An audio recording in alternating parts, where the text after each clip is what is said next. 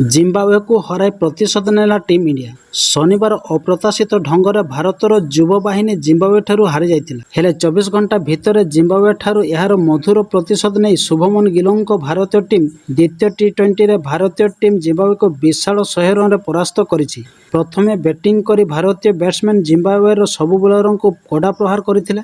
ଏହି ମ୍ୟାଚ୍ରେ ଭାରତ ଟସ୍ ଜିତି ପ୍ରଥମେ ବ୍ୟାଟିଂ କରିବାକୁ ନିଷ୍ପତ୍ତି ନେଇଥିଲା, କିନ୍ତୁ ଅଧିନାୟକ ଶୁଭମନ ଗିଲ୍ ମାତ୍ର 2 ରନ୍ କରି ଆଉଟ୍ ହୋଇଥିଲେ। ତେବେ ଅଭିଷେକ ଶର୍ମା ଏବଂ ଋତୁରାଜ ଗାଇକ୍ୱାଡ୍ ବିସ୍ଫୋରକ ବ୍ୟାଟିଂ କରି ଦଳୀୟ ସ୍କୋର ଆଗେଇ ନେଇଥିଲେ। ଅଭିଷେକ ମାତ୍ର 47ଟି ବଲ୍ରେ 100 ରନ୍ କରିଥିବା ବେଳେ ଗାଇକ୍ୱାଡ୍ 47ଟି ବଲ୍ରୁ 77 ରନ୍ କରିଥିଲେ।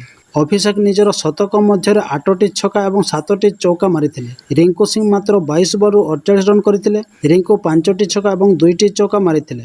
ଭାରତ 20 ଓଭରରେ 2ଟି ୱିକେଟ୍ ହରାଇ 234 ରନ୍ କରିଥିଲା। ଜିମ୍ବାୱେ ପକ୍ଷରୁ ୱାଲିଙ୍ଗଟନ୍ ମସ୍କାଦଜା ଓ ବ୍ଲେସିଂ ମୁଜାରାବିନ୍ ଗୋଟିଏ ଲେଖାଏଁ ୱିକେଟ୍ ନେଇଥିଲେ। ଜିମ୍ବାୱେ ଆଗରେ 235 ରନ୍ ବିଜୟ ଲକ୍ଷ୍ୟ ଥିବାବେଳେ ଜିମ୍ବାୱେ ଦଳ 18.4 ଓଭରରେ 134 ରନ୍ କରି ଅଲ୍ ଆଉଟ୍ ହୋଇଥିଲେ। ଦଳ ପକ୍ଷରୁ ଅସ୍ଲେ ମେଦେଭେର 34 ରନ୍, ଲୁକ୍ ଜଙ୍ଗୱେ 33 ରନ୍ ଓ ବ୍ରିଆନ୍ ବେଟେନ୍ 26 ରନ୍ କରିଥିଲେ। ଭାରତ ପକ୍ଷରୁ ମୁକେଶ କୁମାର ଓ ଆଭେଶ ଖାନ୍ 3ଟି ଲେଖାଏଁ ୱିକେଟ୍ ନେଇଥିବା ବେଳେ ରବି ବିଷ୍ଣୋଇ 2ଟି ୱିକେଟ୍ ନେଇଥିଲେ। ଭାରତ ଏହି ମ୍ୟାଚ୍କୁ ଜିତି 5 ଟିକିଆ ସିରିଜ୍କୁ 1-1 ସ୍ଥିତିକୁ ନେଇ ଆସିଛି।